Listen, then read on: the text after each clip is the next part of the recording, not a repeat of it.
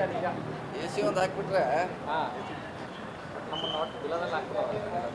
ಯಾವ ಕಡೆ ಹಿಂದೆ ಮುಂದೆ ನೋಡಬಾರ್ದು. ತಡೆಗೋಡೆ ಹಾಕಿದ್ದೀರಾ? ತಡೆಗೋಡೆ ಹಾಕ್ಬಿಡೋದು. ಹಿಂದಿನ ಸರ್ಕಾರವಾಗಿದ್ದು ಈಗ ಆಗಿದೆ ಅಷ್ಟೇ, ಹೊಸದು ಹೇಳಿದ್ದಾರೆ. ಅದೇ ಸರ್, ಅವ್ರಿಗೂ ತಡೆ ತಡೆ ಯಾವುದ್ರೆ ಇಲ್ಲ, ಅಡೆ ತಡೆ ಇದು ಅಂತ ಚೆನ್ನಾಗಿ ಇದು ಬಿಟ್ಟಿದೆ. ನಿಮ್ಮ ಇಲಾಖೆಯಿಂದ ಇದು ಗೇಟ್ ಅಳವಡಿಕೆ ಮಾಡ್ತಾ ಇದ್ದಾರೆ. ಅದು ಸ್ಪೀಕರ್ ನಮ್ಮ ಅಂಡ್ರ್ ಇಲಾಖೆಯಿಂದ ಆಗ್ತಾ ಇರೋದು ಅಂತ ಸರ್. ನಮ್ಮ ಇಲಾಖೆ ಮಾಡ್ತೀವಿ ಅಷ್ಟೇ, ಅದು ಸ್ಪೀಕರ್ ಅಂಡ್ರಲ್ಲಿ ನಾವು ಏನು ಮಾಡಲ್ಲ. ಏನು ಮಾಡಬೇಕು ವಿಧಾನಸೌಧದಲ್ಲಿ ಸ್ಪೀಕರ್ ಅವರ ಅಧೀನದಲ್ಲಿ ಅದು ಕೆಲಸ ಮಾಡೋದು ಅಷ್ಟೇ ನಮ್ಮ ಕೆಲಸ.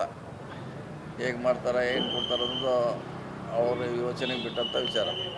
ಖರ್ಚು ವೆಚ್ಚ ಜಾಸ್ತಿ ಅಂತ ಮಾಹಿತಿ ಇದೆ ಸರ್. 70 ಲಕ್ಷ ಖರ್ಚಾಗುತ್ತಂತ. ಇಲ್ಲ, ಗೊತ್ತಿಲ್ಲ ನಮಗೆ. ಅದು 4Gಯಲ್ಲಿ ಮಾಡ್ತಾರೆ. ಸೊ ಹೀಗಾಗಿ ಕೊಟ್ಟಿರ್ತೀವಿ ಅದು ಸರಿ 4G. ಸೊ ನೋಡ್ಬೇಕು, ನೀವು ಹೇಳಿದ್ಮೇಲೆ ಚೆಕ್ ಮಾಡೋಣ. ಸರ್, ಈಗ DCM DK ಶಿವಕುಮಾರ್ ಅವರು ಡೆಲ್ಲಿಗೆ ಹೋಗಿದ್ದಾರೆ. ಮತ್ತೊಂದು ಕಡೆ ಅವಕಾಶ ಮಾಡಿಕೊಟ್ರೆ ಮುಂದೆ 2 ಬಜೆಟ್ ಮಂಡಿಸ್ತೀನಿ ಅಂತ CM ಹೇಳಿದ್ದಾರೆ ಸರ್. ಈಗ ಅವ್ರನ್ನೇ ಕೇಳಬೇಕಲ್ಲ, ಬರ್ತಾರೆ CM ಅವ್ರು ಕೇಳಿ ಅವ್ರನ್ನೇ.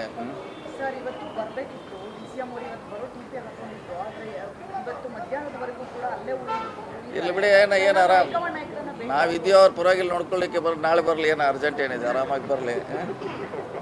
DCM ಪುರಾಗ ನಾವು ಇದ್ದೀವಿ ಇಲ್ಲಿ ನೋಡ್ಕೊಳ್ಳಿಕ್ಕೆಲ್ಲ. ಆರಾಮಾಗಿ ಬರಲಿ, ಅರ್ಜೆಂಟ್ ಏನಿದ್ದಾರೆ. ಅನಂತ್ ಕುಮಾರ್ ಹೆಗಡೆ ಅವರು RSS ನ ಯಾರು ಬ್ಯಾನ್ ಮಾಡೋಕ್ಕಾಗಲ್ಲ, ದಮ್ಮು ತಾಕತ್ತಿಲ್ಲ ಅಂತ ಹೇಳಿದ್ದಾರೆ. ಇನ್ನೂವರೆಗೆ ಯಾರು ಮಾಡಿಲ್ಲ, ಪ್ರಶ್ನೆ ಇಲ್ಲ ಇದ್ರೆ. ಅದೇ ಇನ್ನು ಮಟ್ಟ ಬ್ಯಾನ್ ಯಾರು ಮಾಡಿಲ್ಲ, ಅದನ್ನ ಹೇಳ್ತಾರೆ ಅಷ್ಟೇ. ಅಧಿಕೃತವಾಗಿ ಯಾರೂ ಬ್ಯಾನ್ ಮಾಡಿಲ್ಲ, ಘೋಷಣೆ ಮಾಡಲಿಕ್ಕೂ ಆಗೋಲ್ಲ. ಅದೇ ಪ್ರಶ್ನೆ ಇಲ್ಲ, ಅದಕ್ಕೆ ಚರ್ಚೆ ವಿಷಯ ಅಲ್ಲ. ಅದೇ ಪರೋಕ್ಷವಾಗಿ ಕಾಂಗ್ರೆಸ್ಗೆ ಟಾರ್ಟ್ ಕೊಡೋ ಥರ ಹೇಳಿಕೆ ಯಾರು ಮಾಡ್ತೀವಿ ಅಂತ ಯಾರು ಹೇಳಿಲ್ಲಲ್ಲ. RSS ಬ್ಯಾನ್ ಪ್ರಿಯಾಂಕ್ ಖರ್ಗೆ ಅವರೆಲ್ಲ ಹೇಳಿದ್ರು ಸರ್. ಆಗ ಪ್ರಿಯಾಂಕ್ ಖರ್ಗೆ ಅವರೆಲ್ಲ ಪ್ರಸ್ತಾಪ ಮಾಡಿ ಚಟುವಟಿಕೆಗಳನ್ನ ಬ್ಯಾನ್ ಮಾಡಬೇಕು ಅಂತೇಳಿ. ಚಟುವಟಿಕೆ ಬೇರೆ, ಸಂಘ ನಿರ್ಬಂಧ ಮಾಡೋದಕ್ಕೂ ವ್ಯತ್ಯಾಸ ಇದೆ. ಅದು ಬೇರೆ ವಿಷಯ, ಈ ವಿಷಯ ಬೇರೆ. ಸಂಘ ಎಲ್ಲೂ ನಾವು ಬ್ಯಾನ್ ಮಾಡ್ತೀವಿ ಅಂತ ಎಲ್ಲೂ ಹೇಳಿಲ್ಲ ನಮ್ಮ ಸರ್ಕಾರ, ಯಾವುದೇ ಸರ್ಕಾರ. ಸೊ ಚರ್ಚೆ ಮಾಡೋದು ಅನಗತ್ಯ, ಅವಶ್ಯಕತೆ ಇಲ್ಲ. ಯಾಕೋ ಬಗೆಹರಂಗೆ ಕಾಣಿಸ್ತಾ ಇಲ್ಲ ಸರ್. ಈಗ ಮಾಡ್ತಾರೆ. ಈಗ ನಾಳೆಗೆ ಸಚಿವ ಸಂಪುಟದಲ್ಲಿ ಚರ್ಚೆ ಆಗುತ್ತೆ. ಮೊನ್ನೆ ಆಗಲಿಲ್ಲ, ಅದು ಅಪೂರ್ಣ ಆಗಿದೆ. ಸರಿ, ಏನೋ ಒಂದು ದಾರಿ ತೋರಿಸಲೇಬೇಕಿಲ್ಲ, ಅಂದರೆ ಅನಾವಶ್ಯಕ ಗೊಂದಲ ಇದೆ ರಾಜ್ಯದಲ್ಲಿ.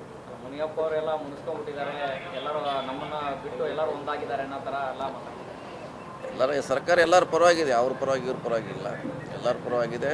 ಸೊ ನೋಡೋಣ, ಈಗ ಕ್ಯಾಬಿನೆಟ್ನಲ್ಲಿ ಏನಾದ್ರು ಅದಕ್ಕೆ ಒಂದು ದಾರಿ ಹುಡುಕ್ಲಿಕ್ಕೆ ಪ್ರಯತ್ನ ಮಾಡಿದೆ ಸರ್ಕಾರ. ಓಕೆ.